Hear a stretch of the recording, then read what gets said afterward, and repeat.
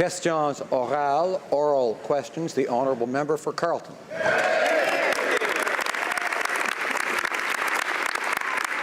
N'est-il pas ironique? Is it not ironic that the Prime Minister, for purely electoral reasons, claims to be strong and taking a hard line on NAFTA at the same time that he's giving Donald Trump everything he wants?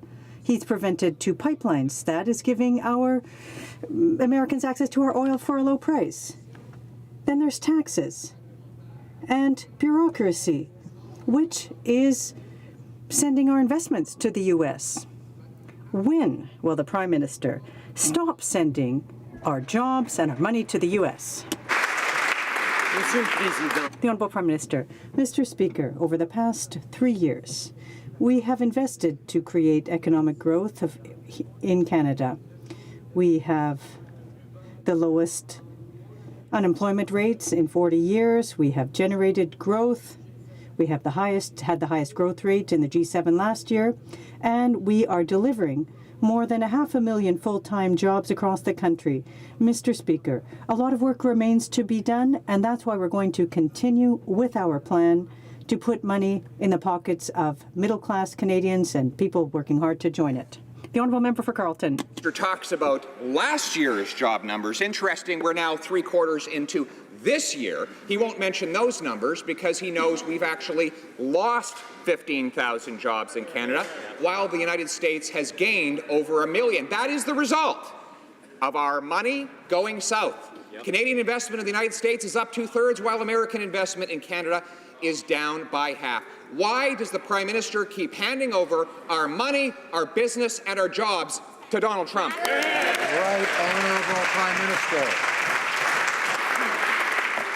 Mr. Speaker, we know that the Conservatives had an approach on the economy for 10 years that consisted of giving tax breaks and benefits to the wealthiest in the hopes that it would grow the economy. Canadians made the opposite choice in 2015. They knew that giving a tax cut to the middle class while raising taxes on the wealthiest 1% was the path to go. And that's exactly what we did. The Conservatives voted against the middle class tax break. The Conservatives voted to continue to give benefits to the wealthiest. We know that investing in the middle class is the way to grow the economy. Honourable member for Carleton.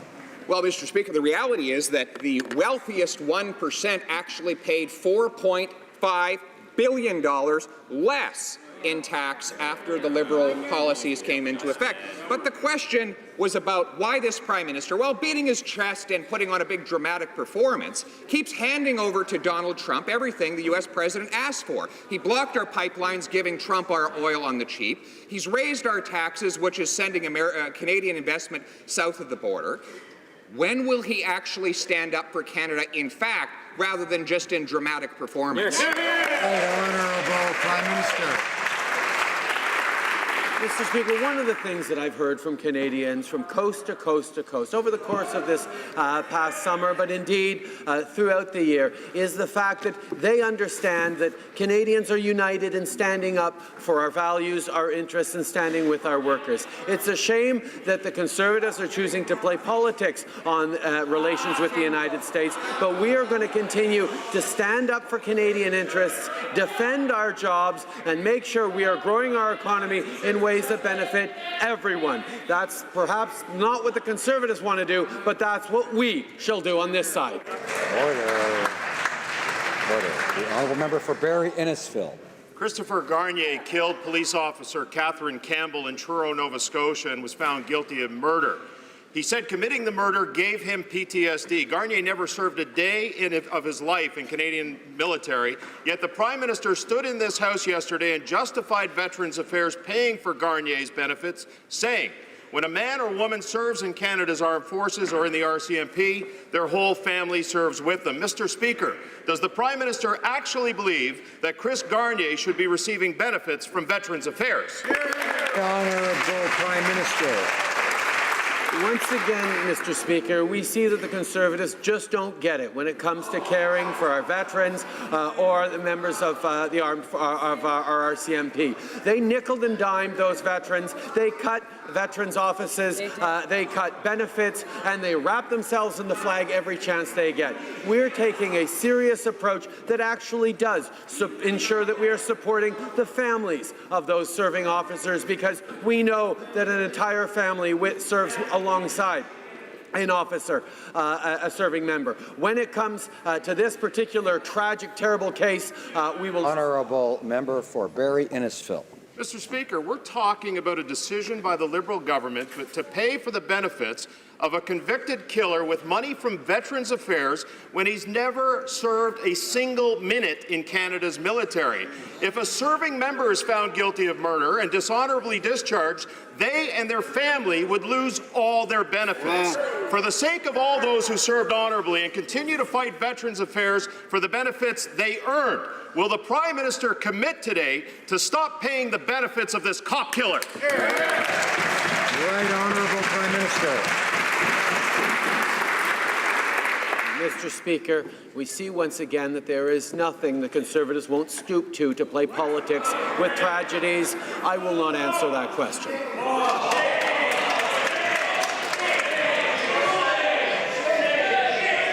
Alors, order. Order. L'honorable député de... The honourable member for Rimouski-Nejet-Témiscouata-les-Basques. Mr. Speaker, so far the Liberals' so-called infrastructure bank is turning out to be a complete mess. In the last year, the bank spent over $11 million on its operations, and all it did is to lend money to one project, the light rail train in Montreal, a loan that was announced even before the bank was created. What are these billions being used for? Travel, fancy offices, or bonuses? Canadians are waiting for infrastructure projects that are years overdue, and Liberals are not delivering. Can the Prime Minister at least tell us what these millions were spent on? Right Honourable Prime Minister. Mr. Speaker, we know that investing in infrastructure is one of the best ways of creating economic growth in the short term while preparing our economy and creating opportunities for the long term. Indeed, that's a choice we made to present to Canadians in the 2015 election, knowing that we were going to invest in communities, invest in their futures. The NDP made a very different choice. They picked the Conservative path of using cuts to balance the budget at all costs. We will continue to invest in infrastructure, invest in investments in our communities to benefit Canadians now and well into the future. L'honorable député de... The honourable member for... It might be interesting if it was indeed true, but the fact is, Mr. Speaker, the Infrastructure Bank CEO actually said it might take up to 18 months before it starts any other project. All the bank did in this case was to take $1.8 million in government money and give it to the Caisse de dépôt et placement. That's it.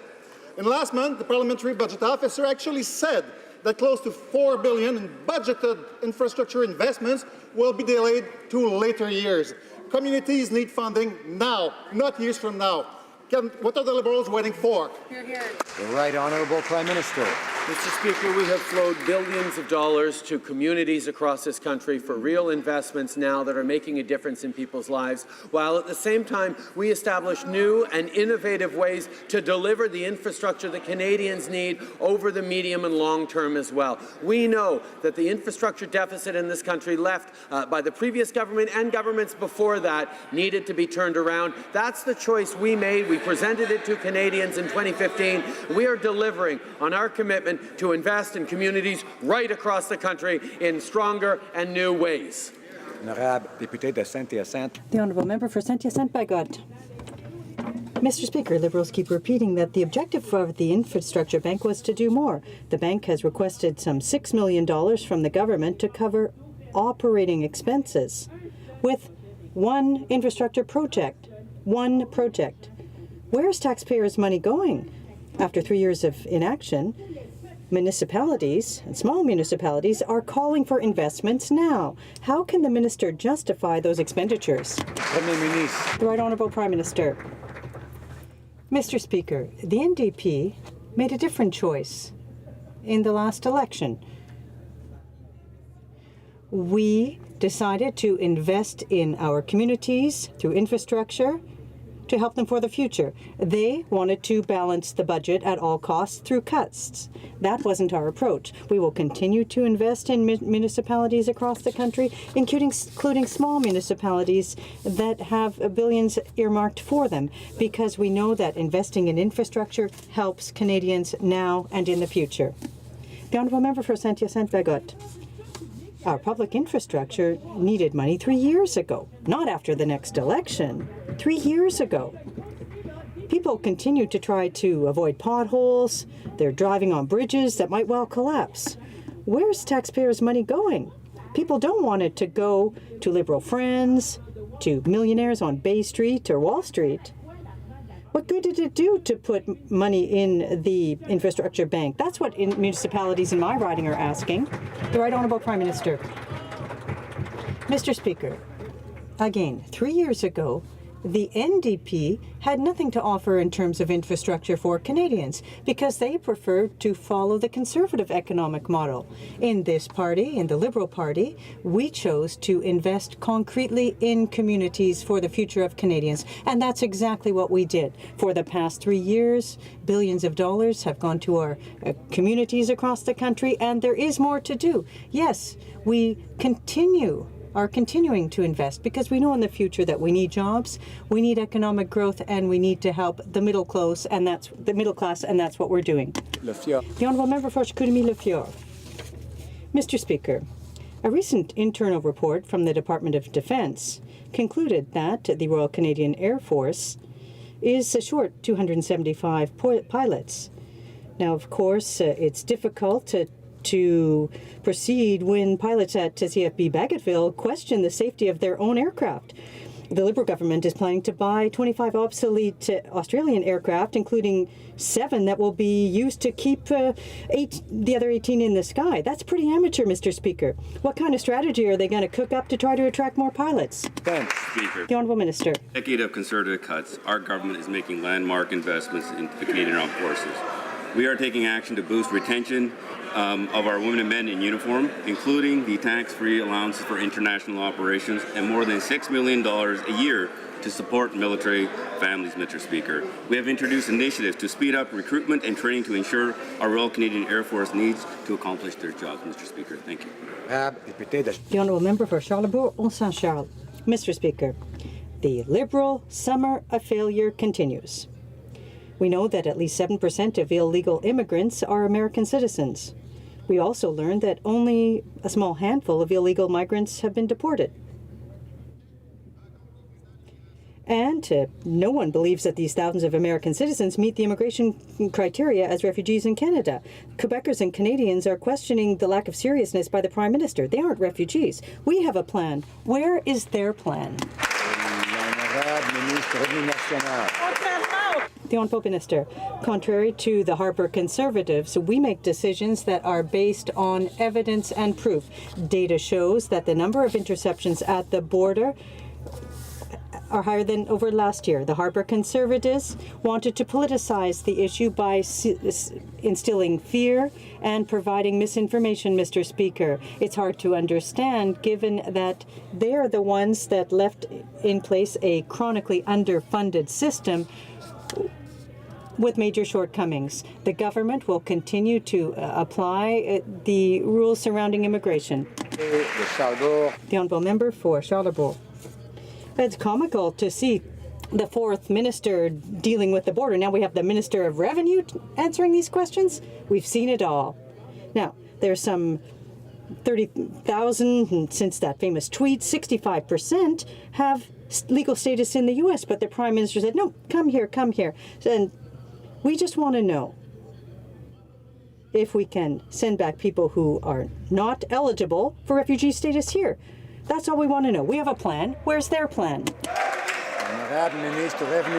Honourable Minister for National Revenue. We have a plan, Mr. Speaker. Our plan is to collaborate with the provincial and municipal governments in order to manage applications for asylum with compassion in accordance with international law and Canada's humanitarian values. When they were in power, they cut some $400 million, Mr. Speaker, to the CBSA. That's not the right approach. And we have nothing to learn from the Conservatives opposite, Mr. Speaker. The honourable member, order. Hello. Member from Markham Unionville. Thank you, Mr. Speaker. Our borders are under significant pressure. Over 30,000 illegal border crossers have crossed into Canada in the last 2 years. These illegal crossers put a huge pressure on taxpayers and cause delays and backlogs for those who play by the rules. We have been asking this government for 2 years to fix this problem, but it fell on deaf ears. When will the Liberals fix this problem? The Honourable Minister of Border Security. Mr. Speaker, I think it's very important to add some facts into this discussion. The member opposite mentioned that almost there's a percentage of these irregular border crossers who have American citizenship. Mr. Speaker, they're infants. They're babies and toddlers that have been born very recently in the United States to asylum seekers. And surely the member opposite is not suggesting that we tear these infants from their mother's arms and incarcerate them into cages.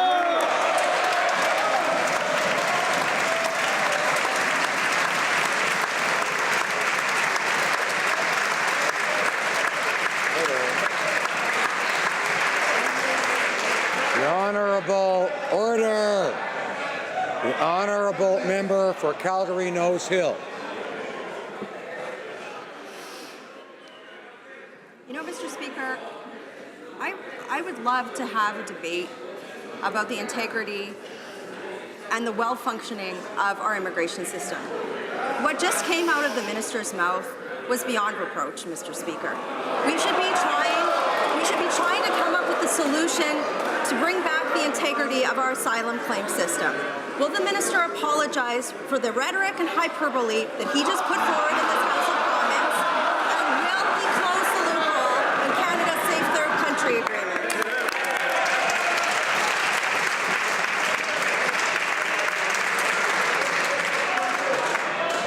I think I'm order. I think I may have mentioned once or twice that sometimes members will hear things they don't like, but I would ask them to remember that only one person should be speaking at a time, and we try not to react to what we hear until it's our turn to speak. That's the time when one gets to react. The Honourable Minister of Border Security. Mr. Speaker, I would never apologize for standing up for children, for standing up for families, for standing up for a compassionate response to those who are fleeing persecution and danger. Mr. Speaker, we have a proud tradition in this country of being a welcoming country to those who are legitimately seeking refuge. And we will continue to provide and uphold Canadian law and Canadian values in that system.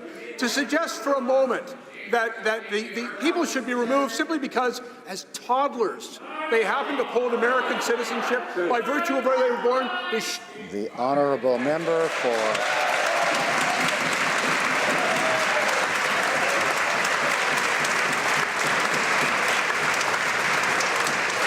Honourable member for Calgary Nose Hill. Minister talks about standing up for the rights of victims. Earlier in question period, the Prime Minister said point blank that he wouldn't answer a question. He wouldn't answer a question. And yet Christopher Garnier, who has never served a day in his life in Canada's military, who killed a female police officer and unceremoniously dumped her body under a bridge, is getting benefits from Veterans Affairs. The Prime Minister needs to have the courage to stand up and answer this question right now. Does he believe that Christopher Garnier should be receiving benefits from Veterans Affairs? The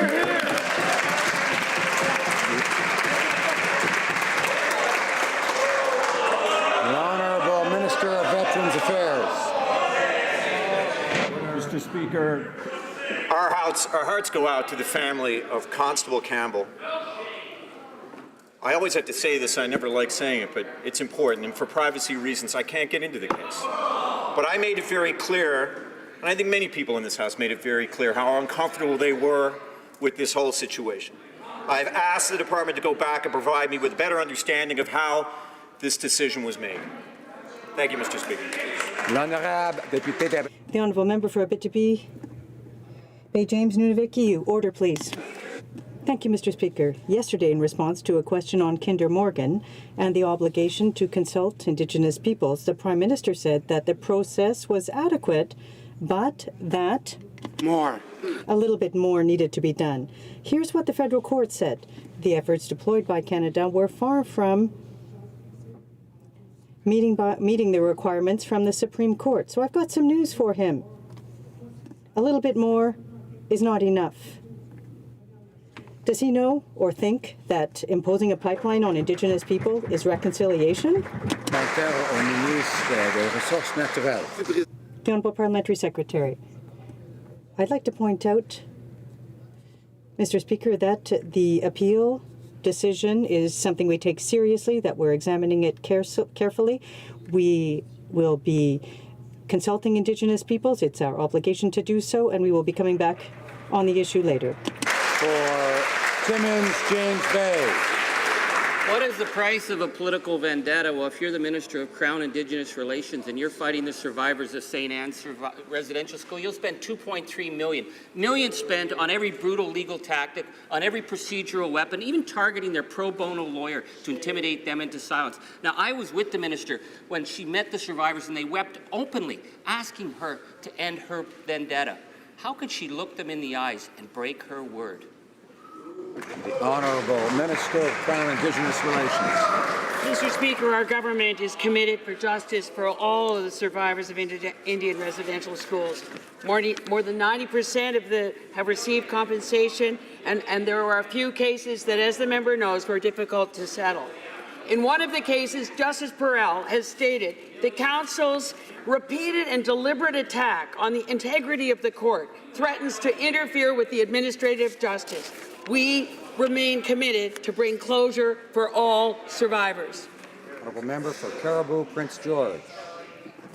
Mr. Speaker, earlier this week, the former Fisheries Minister stood in this House and completely deceived Canadians.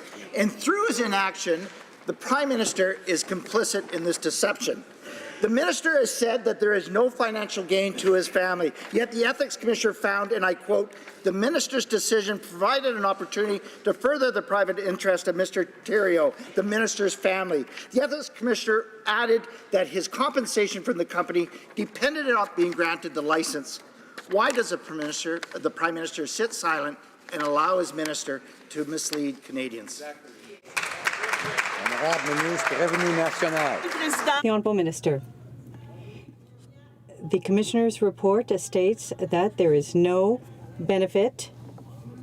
We cannot say that much as the member for Haldimand Norfolk during her time in Cabinet, who funded a project linked to the Conservative Party that her own department had declared ineligible under federal funding rules. The government has no lessons to learn from the Conservatives opposite, Mr. Speaker. The Honourable Member for Lévis-Lotbinière. Mr. Speaker, the Minister of Fisheries got caught with his hand in the cookie jar as if nothing had happened. The Ethics Commissioner is blaming the Minister on all fronts, yet he doesn't seem to be concerned whatsoever. Mr. Speaker, no one is above the law, nor the rules established by the Ethics Commissioner.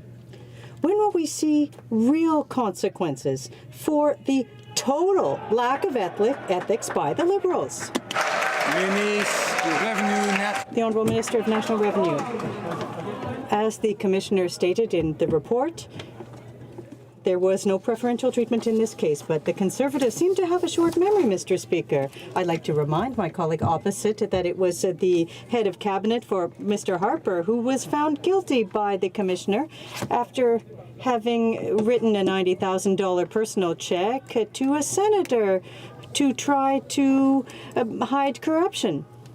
Our government has no lessons to learn from the people opposite, Mr. Speaker. Honourable Member for Battlefords, Lloydminster. Mr. Speaker, this summer the Prime Minister admitted that his carbon tax would harm Canadian business when he cut a special deal for large companies. Yet he still is forcing small businesses and Canadian families to pay this unfair tax. And he continues to ignore the concerns of my province by rejecting a Made in Saskatchewan plan to address climate change. The carbon tax kills jobs, makes life more expensive for families, and does nothing for the environment. Will the Prime Minister now admit that his entire carbon tax scheme is a failure? The Honourable Parliamentary Secretary.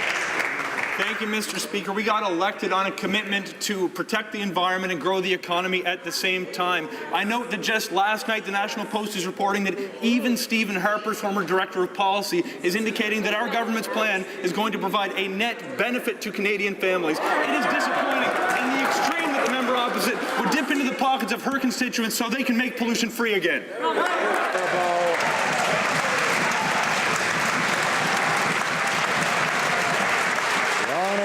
Member for Kitchener-Conestoga. Mr. Speaker, during the Prime Minister's summer of failure, I was hosting meetings in every corner of my riding and listening to the concerns of my constituents. You know what they told me, Mr. Speaker? They cannot afford a carbon tax. Small business owners, manufacturers, seniors, single moms, farmers, they're all tired of their taxes being raised by this Liberal government. When will this government stop helping their Liberal insiders and start to focus on making life more affordable for middle-class families in Southern Ontario? The Honourable Parliamentary Secretary to the Minister of Environment.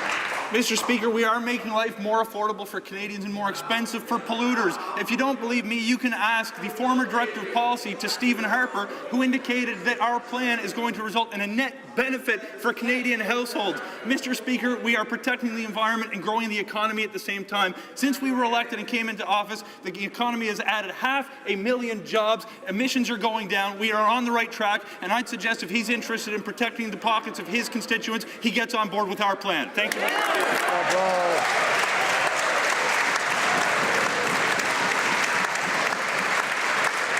Honourable Member for Skeena-Bulkley Valley. Speaker, almost 1 million kilometers of oil pipeline crisscross this country, going through virtually every town and city. And last year we saw a 41% increase in pipeline spills. For BC, it was the worst year in a decade. Now we learn in a shocking new report from the NEB admitting that they learned about hundreds of faulty pipeline parts 3 years ago. These parts will, quote, expand or break under pressure. A simple question for this Liberal government: when will all the faulty pipeline parts be replaced? And do they even know if any of them exist in that wonderful 65-year-old leaky pipeline they bought on our behalf? Honourable Parliamentary Secretary to the Minister of Natural Resources. Mr. Speaker, getting resources to market is a fundamental responsibility of any government, but that must be done with the highest regard for safety and the protection of the environment.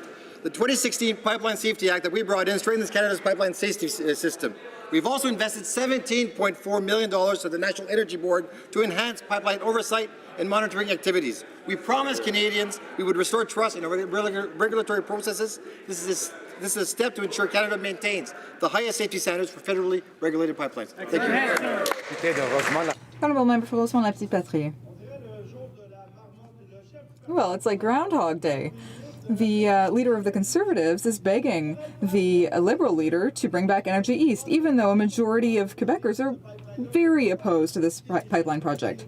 Why listen to people and protect our rivers when you could be funded by your oil executive buddies? It's amazing how similar these two are. They look like Tweedledee and Tweedledum. Can the Prime Minister commit here and now to never bring back the Energy East proposal, which makes no sense? Yes or no?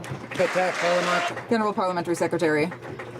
Mr. Speaker, our government believes in this sector and believes that it is a source of middle-class jobs. TransCanada made an operational decision. It's up to them to decide what steps they're going to take. Our position has not changed. We use the same procedure to evaluate Energy East as we used to evaluate other major projects. Thank you. For Kitchener South, Hespler. Mr. Speaker, family reunification is a priority for this Liberal government. Under the Conservative mismanagement, we saw Canadians wait years in ballooning backlogs to reunite with their wives, husbands, parents, and grandparents. In my riding of Kitchener South, Hespler, I have seen over the past years great progress in reducing these Conservative backlogs. Can the Minister inform this House of our recent changes to the Parents and Grandparents Program? The Honourable Minister of Immigration. I thank the member for his hard work on this file. Making real progress in cutting backlogs and reducing wait times for Canadians who wish to reunite with their family members. We have we have quadrupled the number of spaces available for Canadians to sponsor their parents and grandparents. Fantastic. We have cut the backlog that we inherited from the Harper Conservatives by 80%, and we have introduced a more fair application process. The Liberal government, Mr. Speaker, continues to deliver an immigration system that works for all Canadians, including families and employers. Honourable member for Lakeland. Mr. Speaker, the Prime Minister won't answer, and the Minister of Veterans Affairs just told this House that he's asked his officials for answers. But the Minister already promised veterans answers 3 weeks ago. To be clear, that murderer killed her, put her body in a compost bin, and dumped her under a bridge. Does the Prime Minister really believe that this cop killer deserves benefits from Veterans Affairs? The Honourable Minister of Veterans Affairs. I thank the honourable member for the question, and once again, I will say that there are many of us who are uncomfortable with the decision that was made. One thing I will not back down on, though, and I do believe firmly in, is that we will look after not just the veteran, but the family members of the veteran. Now, in this case, I have asked that the department go back and review the decision for me to look at. Thank you for the question. Thank you. Member for Lakeland. The Prime Minister needs to answer the question, and the Minister needs to stop covering for him. Garnier never served a day of his life in Canada's military, but is receiving benefits from Veterans Affairs. Yesterday and today, the Prime Minister justified those payments. Does the Prime Minister actually believe that murderer should be receiving benefits from Veterans Affairs? They're the decision makers. The Honourable Minister of Veterans Affairs. Minister, my answer stands, but let me take advantage of this opportunity because there was something that came out in this story to talk about PTSD, and that this was depriving people of PTSD with their rightful place to get treatment. And let me assure this House that is never the fact. If you raise your hand and you need treatment for PTSD, you will receive that treatment in 96% of cases. In fact, we don't even wait for approval. We will make sure they receive mental health care right away. If you need help, put your hand up and we will be there for you. Thank you, Mr. Speaker. The Honourable Member for Haliburton, Kawartha Lakes, Brock. Thank you very much, Mr. Speaker. To the Minister, Christopher Garnier claims he got PTSD because he killed a police officer. That's the issue here, Mr. Speaker. Now, again, the Prime Minister continues to dodge the question. Veterans Affairs gave benefits to that convicted cop killer. Garnier never served a day in the Canadian Armed Forces in his life, but yet he is collecting benefits while he serves time in prison. Does the Prime Minister, Speaker, actually believe that Chris Garnier should be receiving benefits from Veterans Affairs Canada? Honourable Minister of Veterans Affairs. Speaker, I'm not going to take this any further other than to say there are privacy issues around this case, and I don't want to take it any further. Thank you, Mr. Speaker. The Honourable Member for Oshawa. Order. Mr. Speaker, Christopher Garnier, he brutally killed police officer Catherine Campbell in Truro, Nova Scotia. He was found guilty of murder. He never served a day of his life in Canada's military. Yet the Prime Minister, the leader of our country, keeps justifying Veterans Affairs paying for Garnier's benefits.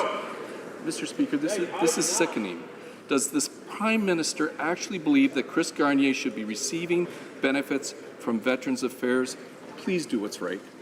The Honourable Minister of Veterans Affairs. I thank the honourable member for his question, and once again, I have asked my officials to go back to review the judgment and to come back to me with that review.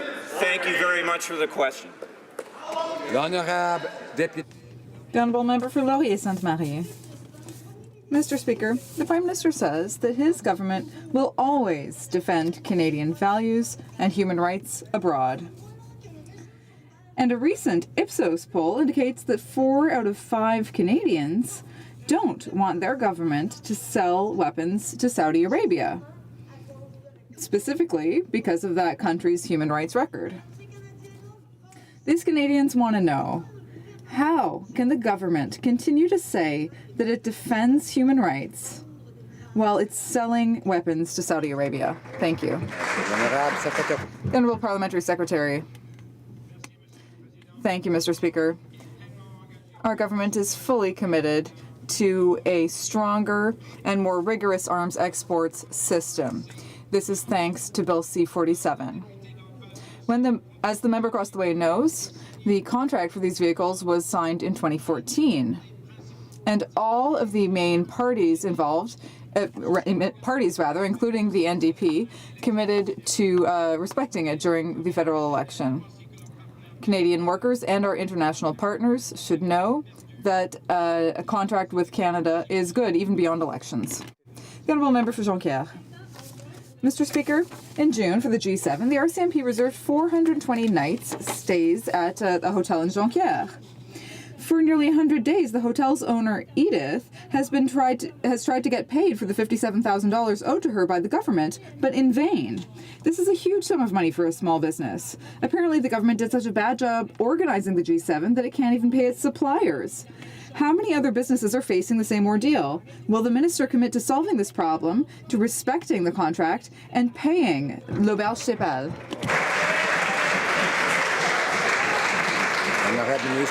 The Honourable Minister of Public Works. Mr. Speaker, I can assure you that I will look into this issue and come back to the House with the answer. Thank you. The member for Niagara West. Mr. Speaker, small businesses are being hit hard by the trade war with the United States, but the Liberals have left them out of the tariff relief fund. The conditions for businesses to qualify are ridiculous. Companies applying have to have over 200 employees and sales of over $10 million. The Liberals are leaving virtually all small business owners behind.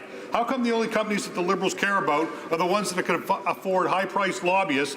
And when will this attack on small businesses end? Hear, hear, hear.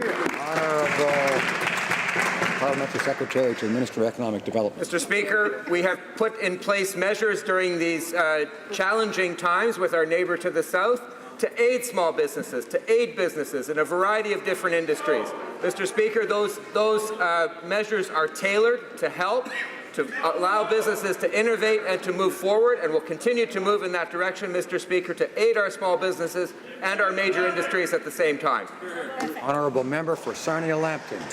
Thank you, Mr. Speaker. The Prime Minister today refused to answer a question. He's always saying he's going to stand up for women, against violence against women.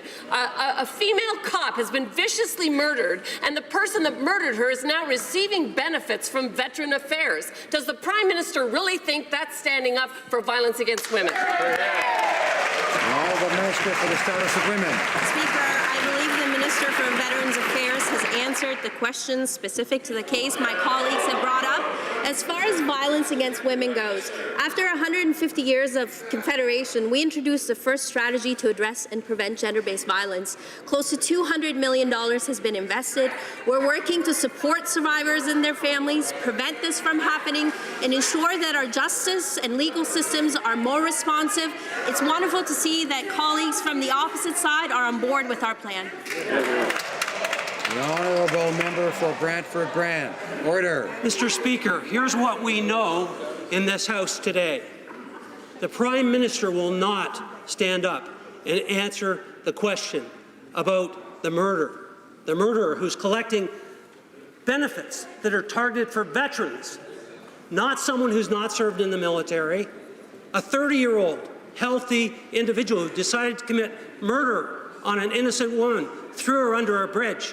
This minister promised 3.5 weeks ago to dig into this matter and find out what's going on. 3.5 weeks. How long does it take to get an answer from Madam Campbell's family? Right Honourable Prime Minister. Mr. Speaker, I stood in this House and answered the first time the question was asked. But as the level of debate sunk, as the level of political games got torqued up by the Conservatives around a terrible, tragic, reprehensible incident, I chose not to encourage them. Mr. Speaker, at one point Canadians are going to help the Conservatives understand that they should not play these disgusting political games the way they are doing it.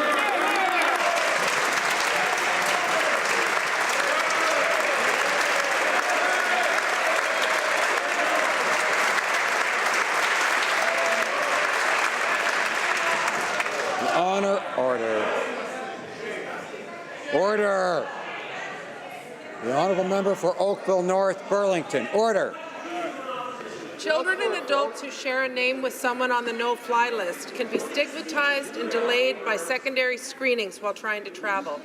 The Conservatives failed to do anything to help Canadians from being falsely flagged as security risks while traveling. Can the Minister of Public Safety tell us what he's doing to replace the system put in place by the previous Conservative government? Honourable Minister. Mr. Speaker, we understand the frustration of families with no-fly kids. By definition, no children are on Canada's secure air travel list, but worrisome adults with similar names are, and that creates the false positives. When the system was first implemented, the previous government should have recognized this problem. They should have provided unique identification numbers for automatic redress, but they did not. The Conservative design failed. We've now got $81 million to fix it. First and foremost, we need the legal authority to do so, and that's in Bill C-59 and C-21. Both acts need to be passed as quickly as possible. Honourable Member Hill. Mr. Speaker, the Prime Minister started off question period by saying he wouldn't answer a question. The answer he just gave my colleague was disgusting. A woman was murdered by somebody who did not serve a day in Canada's military, and he is receiving benefits from Veterans Affairs. This Prime Minister needs to stand up and be accountable for his values. Yes. Does he believe, honestly, that a murderer who has never served a day in Canada's military should be receiving PTSD benefits from Veterans Affairs? The Honourable Minister of Veterans Affairs. Mr. Speaker, out of respect for the family of Constable Campbell, can we simply let this debate rest for now? I have asked my officials to review the decision. I have asked them to get back to me. Can we please let it rest there? The Honourable Member for Cowichan, Malahat, Langford. Order. Mr. Speaker, earlier this month, the Penelakut First Nation in my riding wrote to the Prime Minister to express anger and disappointment that the federal government continues to use... Order. I have to ask the member for Lakeland not to be yelling when we're trying to hear someone else's question. Now, member for Cowichan, Malahat, Langford. Mr. Speaker, earlier this month, the Penelakut First Nation in my riding wrote to the Prime Minister to express anger and disappointment that the federal government continues to use their traditional territory as a parking lot for freighters. These anchorages were created without any consultation or consent from Penelakut, and they will take legal action if the government does not respond today. The Prime Minister claims no relationship is more important than that with Indigenous peoples. So will he immediately order the removal of these anchorages, or is he prepared to fight another First Nation again in court? The Honourable Minister of Transport. Mr. Speaker, no relationship is more important than our relationship with Indigenous peoples. As you know, the Port of Vancouver is an extremely busy port. We have a lot of ships that are coming to the Port of Vancouver, and we have had to find temporary anchorage points. We are in a period of 1 year of interim study to find a better solution. At the moment, we have to find places for these ships to anchor, and we are trying to do it by respecting Indigenous and local communities. The Honourable Member for Saint Laurent. Mr. Speaker, as a member of the Standing Committee on the Status of Women, I've seen how women are still disproportionately affected by economic insecurity. And the poverty rate among Indigenous women in Canada is 3 times higher than that for women as a whole. Improving women's economic security is essential to a strong, growing economy. Can the Minister for the Status of Women tell this House what the government is doing to ensure that everyone, regardless of their gender, has a true and equal chance at success? The Honourable Minister for the Status of Women. Dear colleagues, like the member from St. Laurent, our government's plan to grow the middle class and support those working hard to join it is working. That plan includes supporting and funding hundreds of organizations across the country to enhance the financial and physical security of all women, including Indigenous women. Les femmes autochtones sont... Indigenous women are strong and resilient. When we invest in them, we improve families and communities. Gender wage gap so that we can unlock $150 billion in our economy, grow the GDP by 4%, and support a strong middle class. Honourable member for Sherwood Park, Fort Saskatchewan. Mr. Speaker, we know that this Prime Minister does not like asking questions during question period, but it's his job and it's our job to ask challenging questions that deal with important issues of public policy. So when we ask the Prime Minister if a murderer who is not a veteran should be able to get Veterans Affairs benefits, and he says, well, you shouldn't be asking that question, that's what's disgusting, Mr. Speaker. That shows a fundamental disrespect for this place and for our job. Does the Minister of Veterans Affairs or the Prime Minister think, aside from the particulars of the case, that someone who is not a veteran should receive Veterans Affairs benefits? Should a non-veteran get the benefits? Honourable Minister of Veterans Affairs. I thank the honourable member for the question. I have asked the department to get back to me with a review of the decision. Thank you very much, Mr. Speaker. The honourable member for Joliette. Thank you, Mr. Speaker.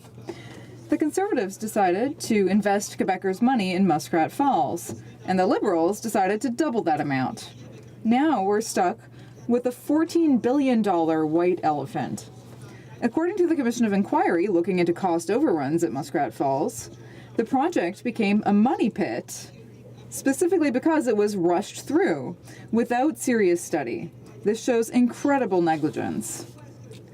Why is the government wasting Quebecers' money on a project that will just compete with Hydro-Quebec? The Honourable Parliamentary Secretary. Mr. Speaker, the government supports energy infrastructure across the country.